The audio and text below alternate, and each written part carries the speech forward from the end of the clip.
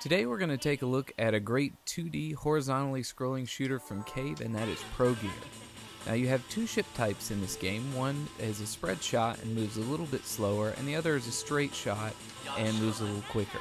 You also have your choice of three different kinds of gunners. One shoots a missile, one is a spread, and one is a homing shot. Now there are two different main kinds of shots in this game. If you tap the button, your plane will shoot in a regular fashion. And if you hold the button, then your gunners will actually home in on the nearby enemies. Now this also figures into the scoring system. If you kill enemies with your regular shot, they'll drop little rings that you can collect, and this will up your level. And then if you use your homing shot, you actually collect jewels. Now when you collect the jewels, your level actually goes back down. So there's a nice little balance there in the scoring system, although it's not overly complicated like some of Cave's later games.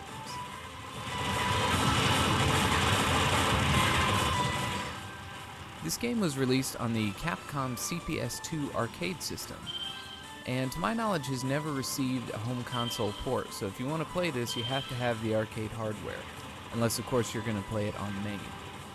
Now the gameplay is generally not one that requires a whole lot of memorization. This is more of a reflex-based game.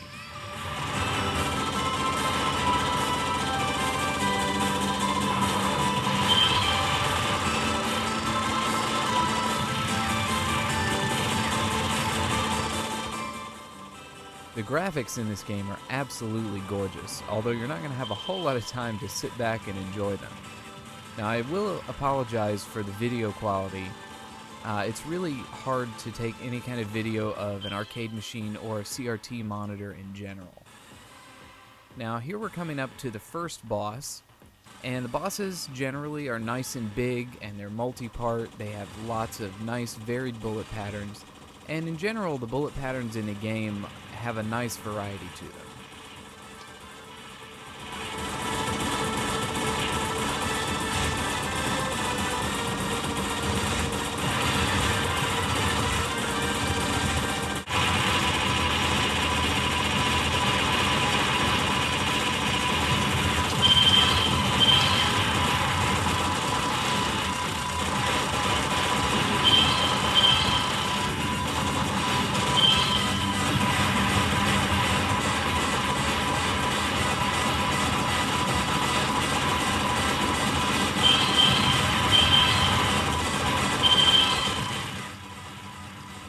Now this enemy right here provides a good example of some of the varied bullet patterns that you'll see in this game.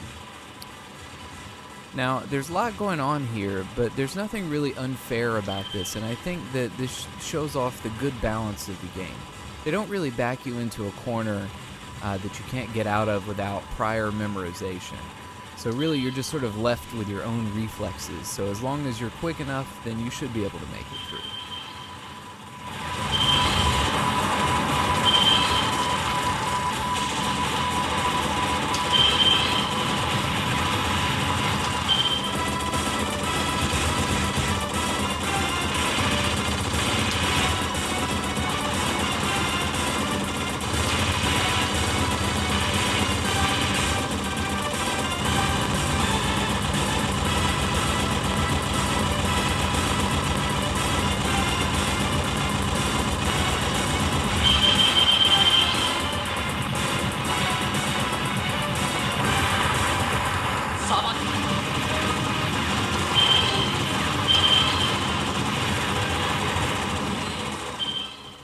Now here is one example where I probably would have done a little bit better had I memorized this stage a little better. Now there's an enemy that comes out from behind something and kills me before I really have a chance to do anything. Now I don't think that this is really necessarily a cheap death here. It's actually right there. But I think really it's just one of those things where I happen to be in the wrong place at the wrong time. But most of the enemies you'll see coming far enough in advance that you can take some sort of evasive actions.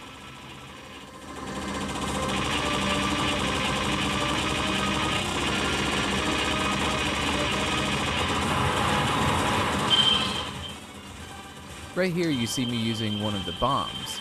Now the bombs in this game work a little bit differently than they do in most of these kind of games. The bomb isn't something that's going to clear the entire screen, or if you're in a really bad spot, it's not going to save you.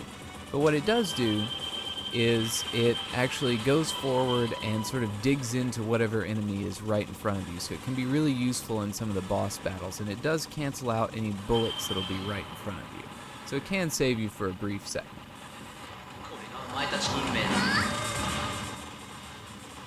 In addition to the horizontally scrolling levels, a couple of the later levels also involve vertical scrolling and diagonal scrolling.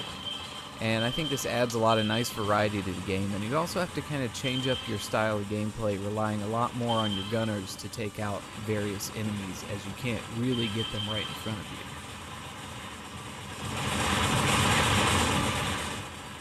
you. You also get to power up your shot through the game, and the power-ups will be dropped by various enemies, and also if you die you actually get a whole heap of power-ups, so they're actually pretty generous, and you can see one of them floating right there.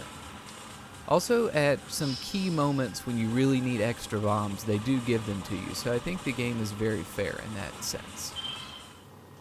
And this game has the Kraken in it. The Kraken. Wait, I think that's a different Kraken. Yeah, never mind.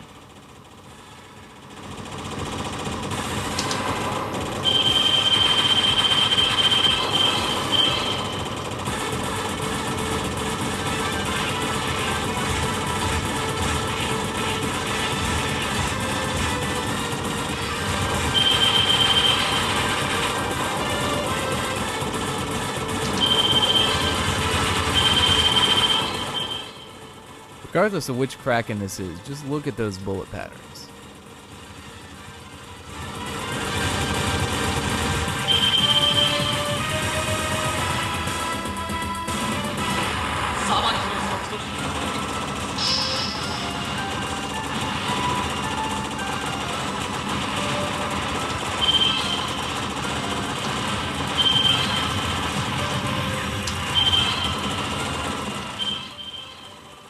So in general, this game is absolutely gorgeous, and I think it's well balanced, and the difficulty ramps up nicely. So if you ever come across this one, it comes highly recommended.